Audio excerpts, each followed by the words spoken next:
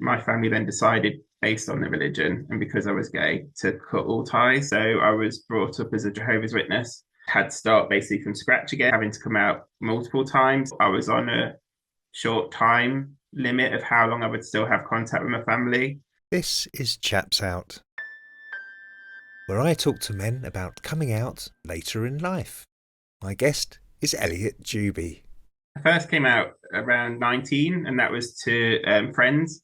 And I would say I came out as probably bisexual at the time as well. So I was brought up as a Jehovah's Witness, and I left the religion at 19 and had to start basically from scratch again, building new friends and a new life. So yeah, first 19, which obviously isn't that old, but actually what that entailed, particularly coming from a Jehovah's Witness background, was having to come out multiple times in quite a measured way, I suppose. And then later on at 24, 25, came out to my family.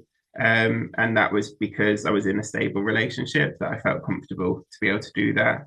And then another significant date was 31. And that was because at that time, my family then decided, based on the religion and because I was gay, to cut all ties. So to disown me in effect. So yeah, they're the main key points for the coming out bit. My story is a little bit triggering for some people, and I think it kind of has quite a strong reaction because they initially have an emotional one about thinking about their own family and what it would be like to not have contact with them, because I have no contact with mine, and also what it would be like. I think they can sometimes find it angers them as well, like how could a family, disown their child. So sometimes I have to then manage other people's reactions to my circumstance. It's something that's happened to me a long time ago. I'm coming up to my 45th birthday now, so I've obviously had to deal with my circumstance for a number of years. I think initially, because I was almost like starting with a blank canvas, because it was new people that I was having in my life.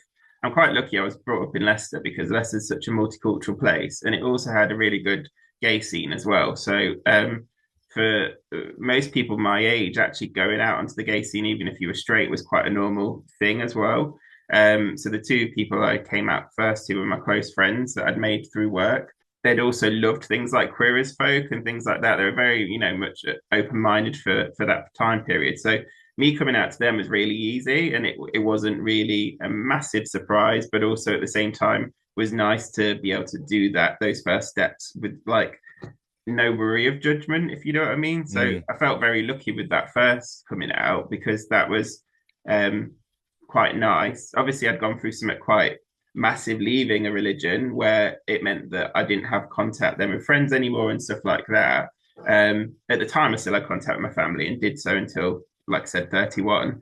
But actually, at the time, it was quite nice coming out to my friends, and it was quite a nice, exciting period as well to be able to start going out to gay bars and clubs and things. And yeah, that was exciting. It was a nice time period. It's difficult to talk about because you almost like live in a bit of a double life when you're so deeply entrenched in a religion, because you've got what you're being taught and brought up as, and the ways that life should be. So being taught that being gay was wrong, and that that's not something that's accepted, and that you could lose everything if you were to come out and be gay. That being in the background is obviously a horrible thing to be growing up with. But also, I was always someone that wanted to experience different things in life. I'm always interested in people. I'm always interested in, different differences and, individuality. And I wouldn't say necessarily at the time I knew for a fact that I was gay, but I knew that I was attracted to men, and that basically that was a side of me I wanted to explore. I'd had girlfriends, gone through relationships with girls where it was almost like we'd been pressure had been really put onto us to get married because there's no sex before marriage. And almost like you were having your life set out for you at such a young age. I was 18 and in a relationship that had lasted 6 months. We were in love. We really got on so well, but we were being forced into this situation where we had to decide we were going to get married at that age. And that for me is crazy at 18 to decide for the rest of your life. And I know for some people, they might feel mature enough at that age to make those decisions. But for me, that wasn't the case. I felt very much like a baby to life, almost in a way, like I had so much more to discover. And I think that comes from being a Jehovah's Witness because they are very protected. They only mix with the Jehovah's Witnesses unless they're working. So their friends, the people they hang out with, the way they spend their time, it's very much part of Mm. the congregation that they're in. And externally, you might know other people from the extended kind of like area, so from England, sort of thing, further out. But yeah, it's very protected and very much like insular. So yeah, so the world was all very exciting to me when I left, definitely. So So back then, conversations about mental health didn't really come into it, I guess. yeah, I feel like particularly when you are gay as well, and particularly during that time, you can be quite insular. You can kind of like hold on to it a lot for yourself, and particularly from out of safety or out of whatever reason, you have to as well. So I particularly did at the time as well. Um, so I would say that that does impact your mental health because you do feel lonely at times. I felt a bit like I wanted to be saved in a way. I always Mm. had like this bit of a savior complex where I kind of wanted someone to come along and take me away from it almost in a way. And yeah, and I suppose that can kind of impact your future relationships because you're always wanting some sort of yeah, some sort of a savior or some sort of Mm. security or something like that. So yeah, from a mental health point of view, I definitely felt it impacted those kind of things and impacting my relationships in the future as well. I think for me, learning that actually starting to be open, talking about things, talking about my sexuality, that was such like an eye opener. It was like actually so freeing to Mm. be able to be fully me without having to clip what I was saying or manage how I was dressing or how I was behaving because I'm a little bit camp and my voice gives me away and things like that. So like it wasn't obvious to certain points that I was possibly gay at that Mm. time. But Mm. yeah, to fully be able to be myself was a lovely feeling, a freeing feeling. I also decided as well to go live in New Zealand. So my friend one of my new friends that I'd made, she'd lived in Australia for a bit. I decided that would be a way to escape it all and escape, drama and try and totally live as myself without then worrying about seeing someone that I knew from the Jehovah's Witness faith. So that was really exciting. At 21, I went to live in New Zealand for a year. And that was a really great time because it did mean that I could fully be myself and all the new connections I made and the people that came into my life knew me then fully as Elliot, the rounded individual rather than Yeah. the clipped version of myself. So when you came back to Mm-hmm. face the family, Mm-hmm. ultimately, that was obviously because you'd reached a point where you really felt like you had to get something off your chest, right? Yeah, to a point. I think initially it's the end of the visa.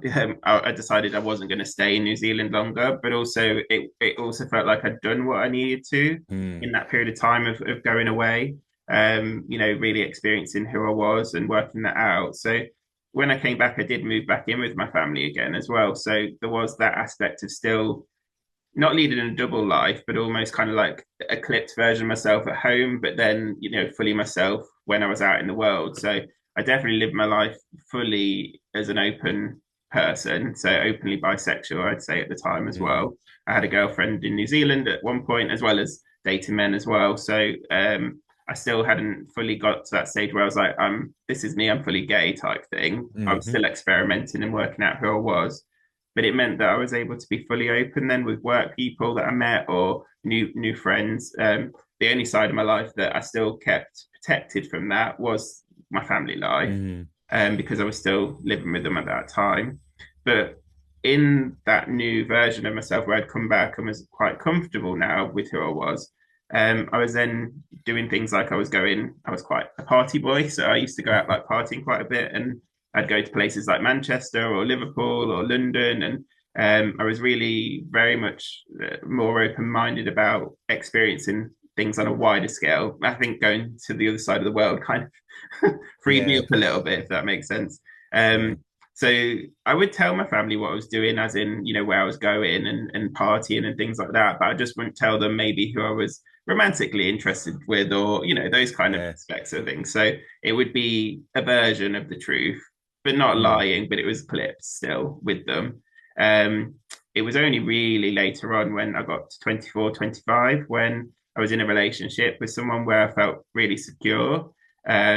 And they had their own house and they'd asked me to move in with them. So I moved in with them. and was happy with those decisions, that I felt then comfortable to come out to my family properly, Mm. because I actually felt like, yeah, the repercussions of it then wouldn't impact me, from where I lived and things like that. How did that all play out when you told your family that you're moving in with a man? Yeah, so I think my family had an idea by that point.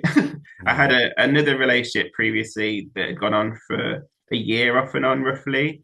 And I remember my mum picking me up from his place once or twice. And she would just kind of like think it was a party friend that I'd stayed over at, basically. And then when it came to me moving out with my then next partner, she then obviously like had inclination. So I was very close with her, really, and my sister, and we would talk quite openly about everything apart from my sexuality, basically. Mm. And then we were on a trip at my sister's, staying over, and it was just us three. And my mum one night just wasn't ready to go to bed, and so we stayed up a bit longer. And she then asked me outright. She goes, "Are you gay?" Particularly with my partner at the time that I was living with. And then I said I was, and came out Mm. to her then. But then the next day, she wanted me to come out to my sister, so I did. And as I said, because me and my mum and sister were able to talk quite openly about things, I felt that all was very good. It felt nice to be able to do that. However, there was always the aspect of thank you for telling us, but this is against the religion. This is against how Mm. you've been brought up and what you're taught, and almost that aspect of there could be consequences to this in a way. So even though it was open and it was nice to come out to them, that kind of was in the background still. And then afterwards, my mum really then started to put the pressure on about coming out to my dad as well. She didn't want to do it herself. She wanted me to do it, which I understand.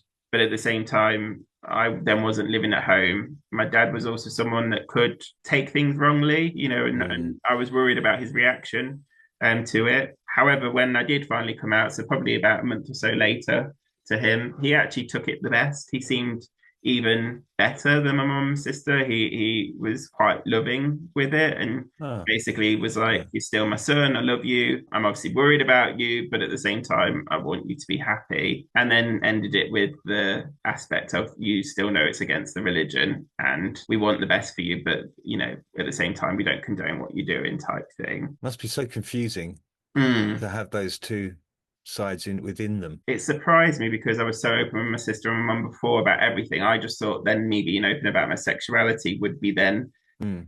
great. Not great. I knew it wasn't going to be great, but it would be easier with them. But the, Mm. the fact was that it was easier with my dad in the end, and I was Mm. surprised at that. I was really surprised at that. However, the religion was always going to have an undercurrent to it anyway, and it was always going to come in at some point that however they acted to it, the religion was going to be the one that trumped it, which was hard.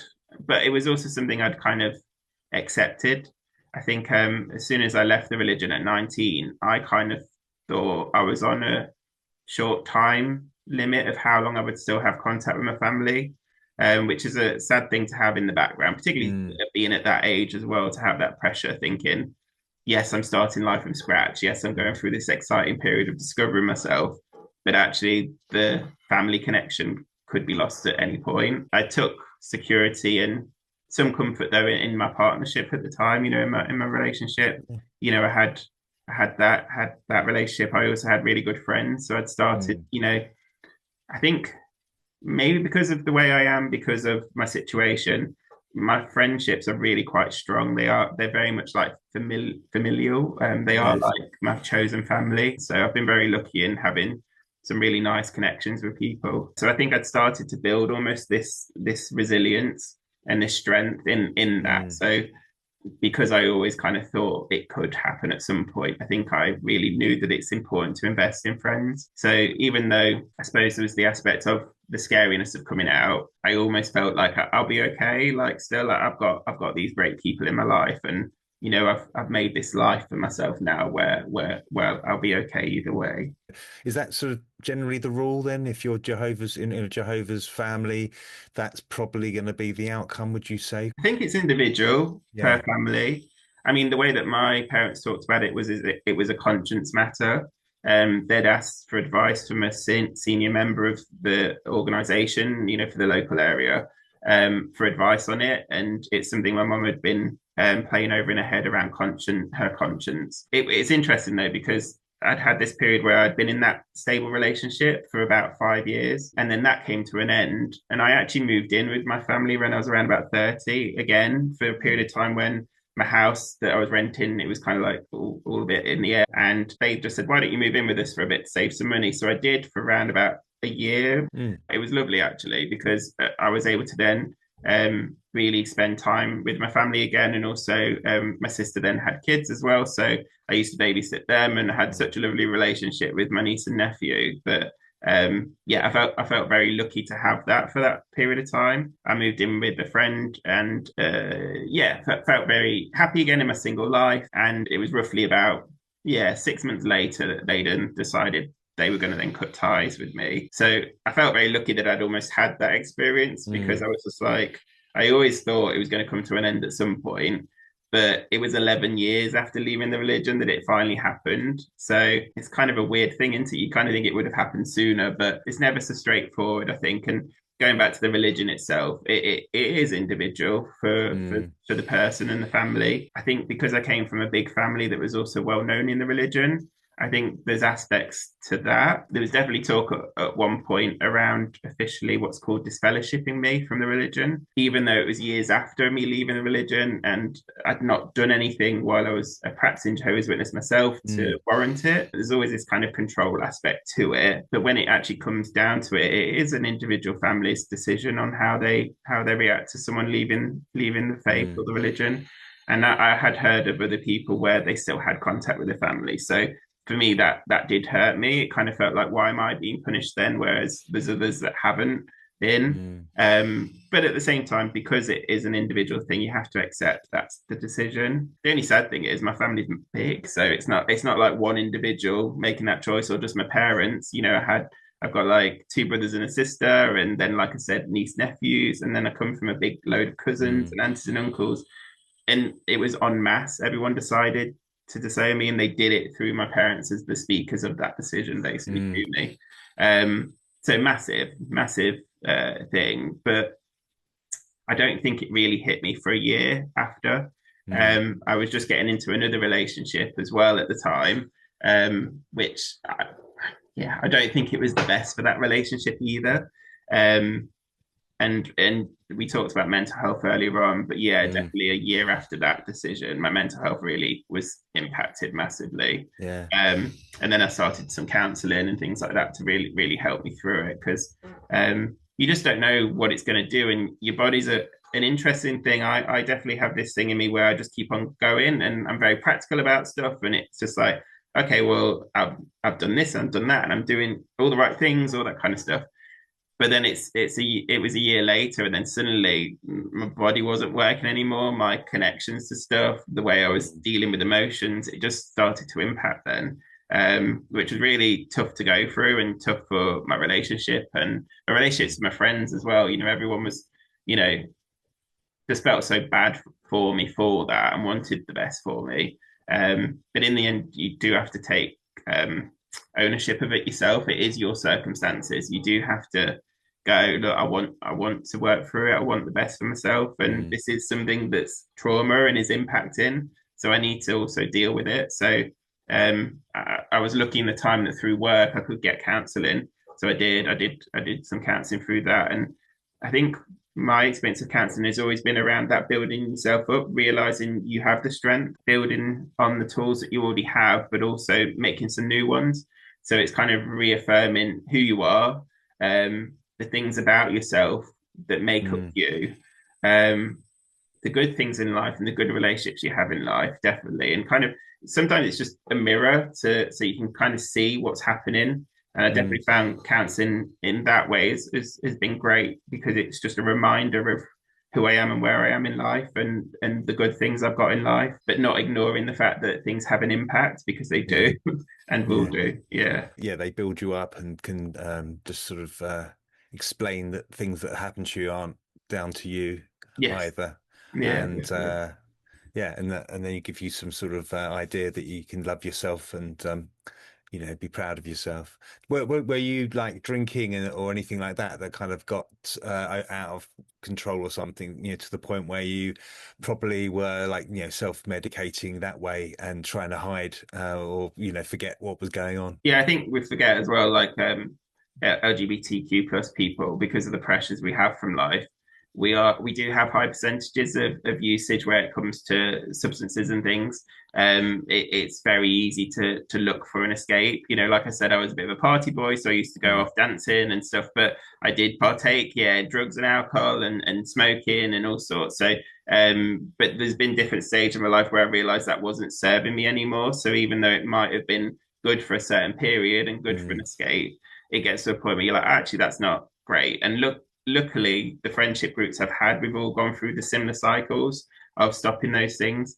But yeah, definitely, I find for my family as well, like alcohol has been a difficulty.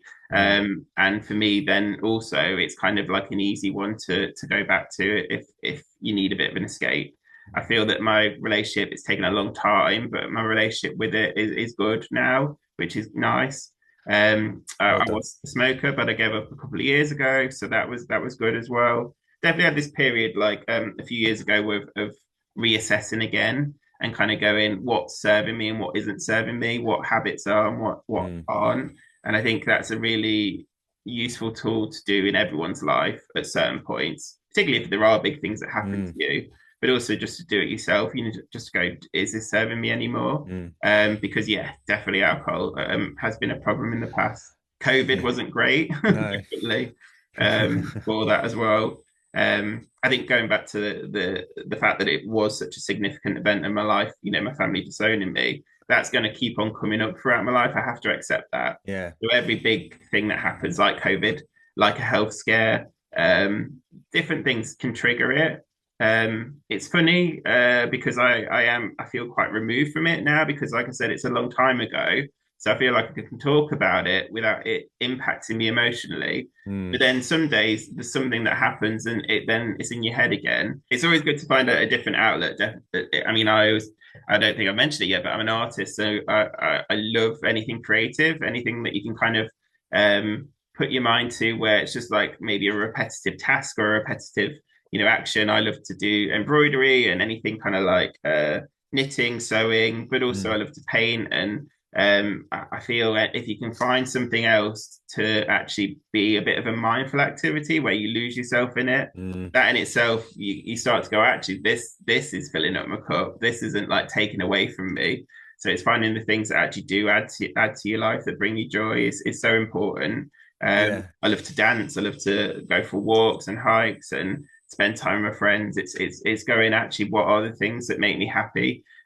Because they're the things that are going to actually really help you work through the down times. I always kind of say, even if you feel that you're not creative, you are somewhere. There's something that Mm, you like to do that is creative. It could be that it's cooking. It could be, anything that you're yeah. really into, like your fashion or anything. There is Yeah. a creative side to everyone. And I find it when you can kind of like, fire up that creative energy, it definitely does bring you something else.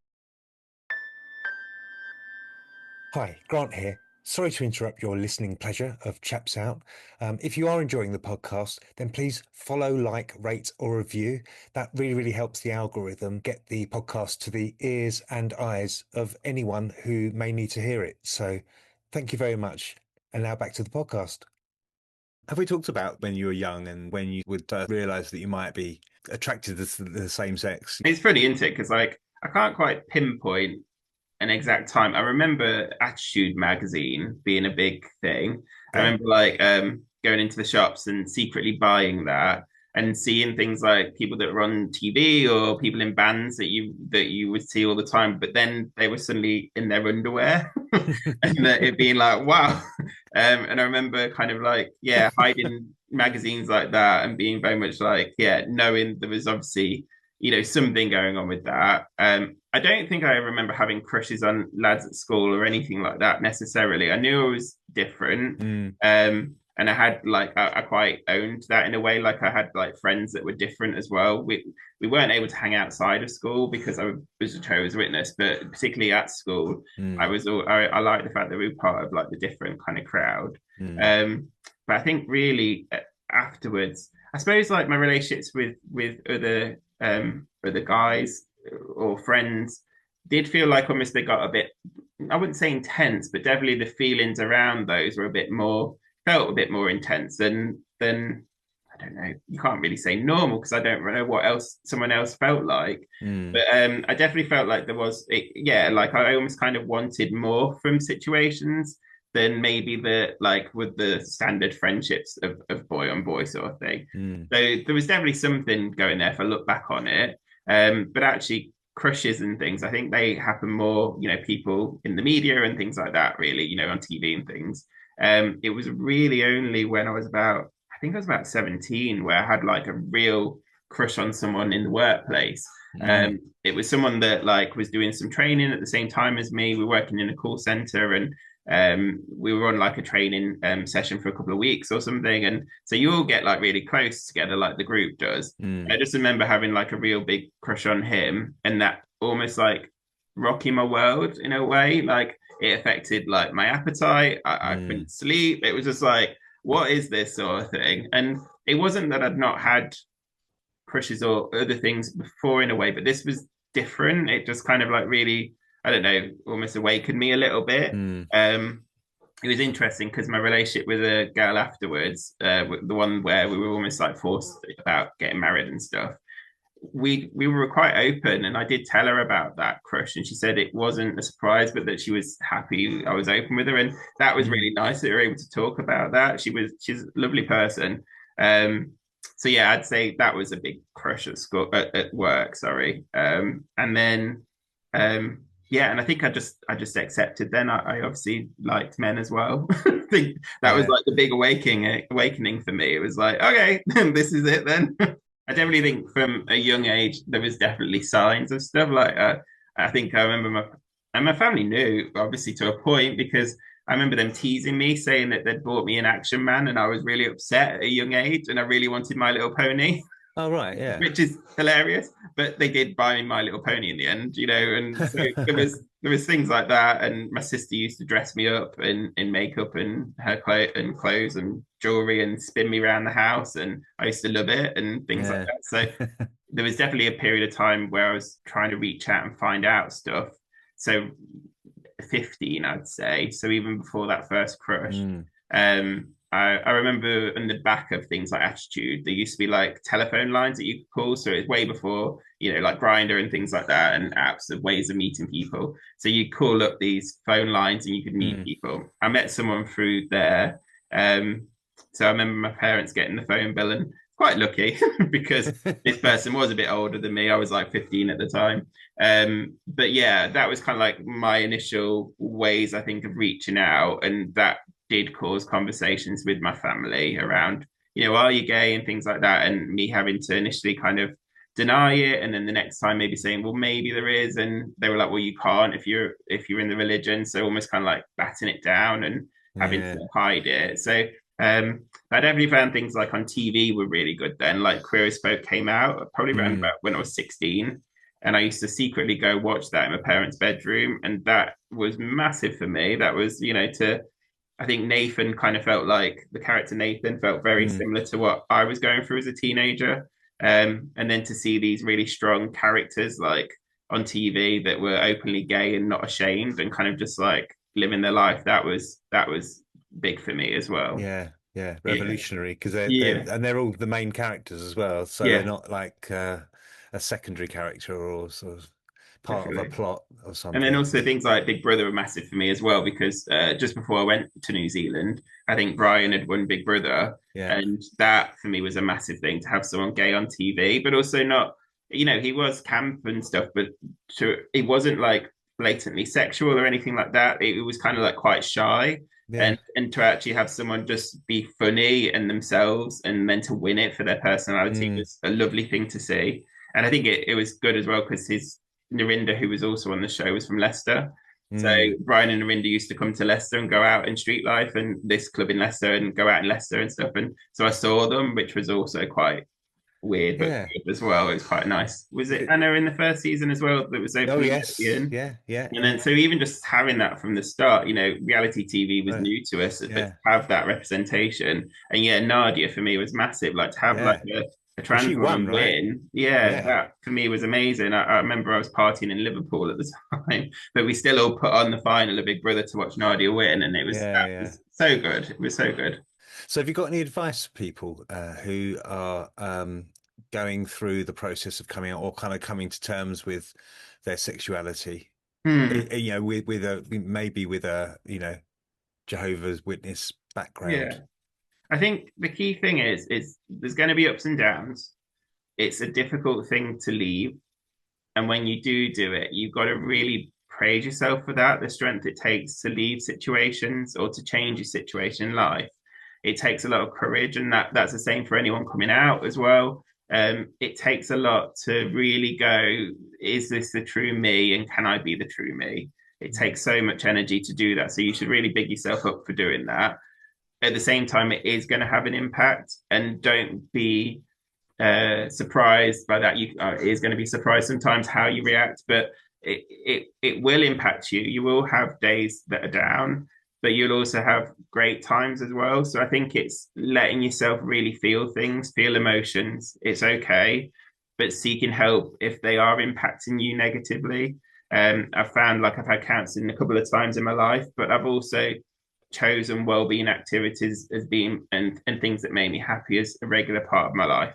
Mm. So I do things that are creative because they really bring me joy, and I seek out situations and people that actually bring me that joy as well. Mm. So I think it does give you a bit of a superpower in effect, because you can really empathize with people that go through things as individuals. Mm. Everyone's circumstances are different, but everyone has a bit of a struggle.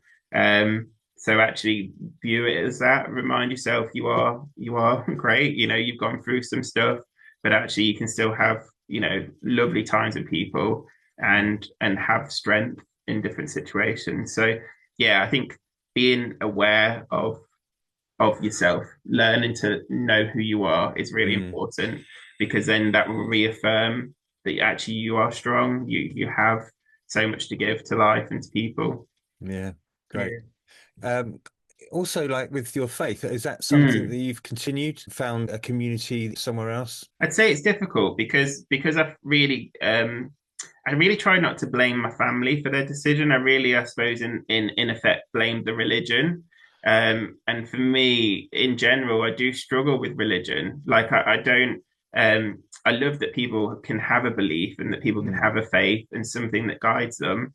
And I love when it works for other people. But for me, I have really found it difficult to then look. I'm really curious about religions. So I'm curious to learn about them. But Mm. to actually find something that then has suited me, no, I'd say if anything, I kind of more feel that I engage more with nature and the world and the being, almost like strength within ourselves, and Mm. engaging more with nature and how we want to treat people, how we want to be treated. You treat other people and you treat nature like that, you treat animals like that as well. Mm. I definitely engage more with that whole witchy vibe, I suppose, in a way, like the Mother Nature vibe type thing, or maybe a more Buddhist way of living. I definitely engage more with that. Um, but I don't think that just because you've gone through something with religious trauma that you can't find something that Mm. works for you again. Mm. I'd just say be careful of who you trust. Mm. Build up that strength, that resilience to really kind of like work out what it is that you're gaining from it, what it is that you're going into, because you can do a similar thing with relationships that you could with religion again, that you could Mm. actually be looking for an answer when actually the answer maybe needs a bit more searching within you.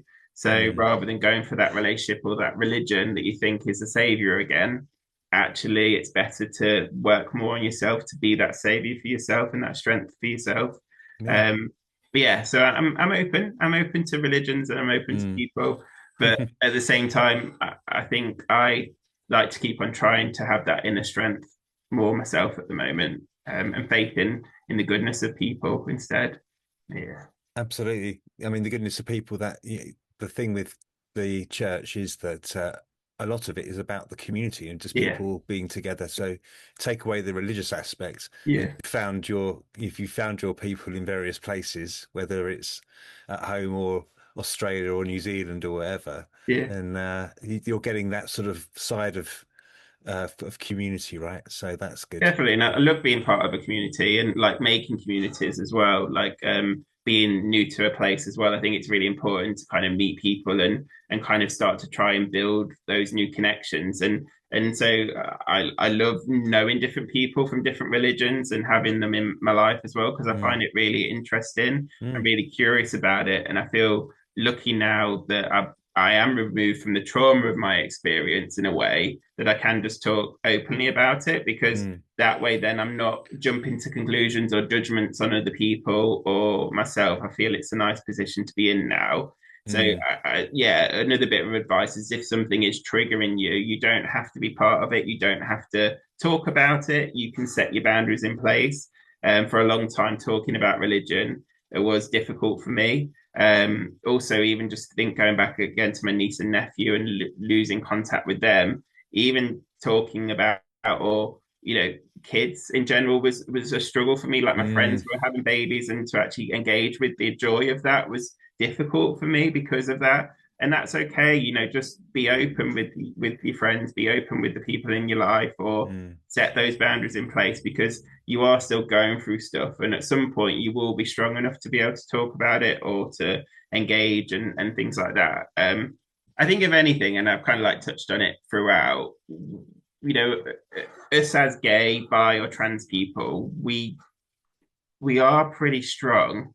We've had to go through a lot to kind of like stand up to be who we are. So I knew there was something about me that was different, but at the same time, I knew it was worth standing up for and Mm, finding out who I was, finding my tribe, the people that were accepting of me. And even though I've had the ups and downs of life, I think it's given me an ability to really, like I said, empathize with people and, treat people as individuals and with respect. And I think in the end, yeah, we should be proud of ourselves as gay, bi, and trans people. LGBTQ plus. We go through it, but at the same time, we also make our own families and we make our own strength mm. and joy. And bring a lot of joy to people's lives. So yeah, we're great. I think. Yeah. Yeah. Well, Yeah. well done for getting where you are now after Thank what you've you. been through. So you've done really, really well. Thank you. Then before we go, we are going to end now, but could you just give me a little teaser of what you're going to be talking about in Oh Chaps Out yeah. Culture? Because I know that you've been enjoying Chaps Out Culture and some of the recommendations on there. Yeah, I mean, we've touched on it a little bit in this around some of my influences, but definitely reality TV comes into it, but also some really good films as well. So I was definitely into Spanish Mexican films, also some camp things. I think the joy and the campness that can come with like queer cinema is amazing as well. But also like it's okay. I think we talked about as well. It's okay to be emotional and some pieces of art can be so touching that they give us an opportunity to experience things that I don't know how to word it now, but experience things that we would maybe haven't had the chance to do, but Mm. by watching or reliving it through a film or something like that, we can experience it. And I think yeah, my recommendations are definitely based on a multitude of things, but at the same time, um, yeah, it sparked some sort of emotion or something within them. Okay, some mysterious tease there for the next There we go. episode. Yeah, brilliant. Well, thanks, Elliot, for coming on and talking about what you've been through. And yeah, like I said, it's very inspiring to see where you are now, and you're able to talk about it. So well done, and Yeah, thank thank you you very very much for much. having me on. Yeah, thank you for letting me talk about it. Thank you.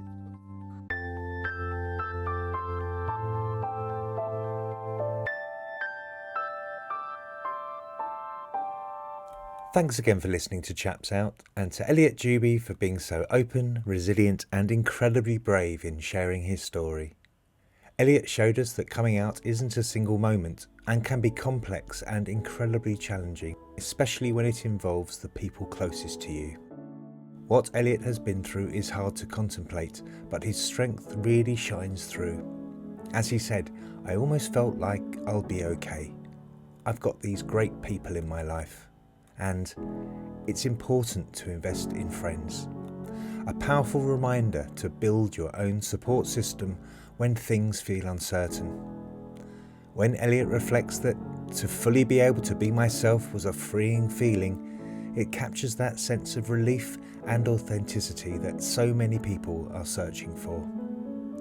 If this conversation resonated with you, always remember you are not alone.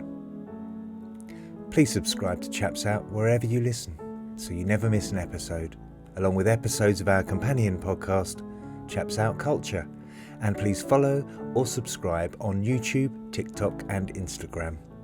If you can like, rate and review and give us a share, it really helps the podcast get noticed and reach the ears of anyone who may need to hear it. If you like what we're doing, you can donate on the link in the bio. Your support will help with running costs and keep these conversations flowing. And if you're a man who grew up in the UK or Ireland and came out as bisexual or gay later in life and have an inspiring story you'd like to share, please email chapsoutpod@gmail.com. Thanks again for listening and your support, and take care.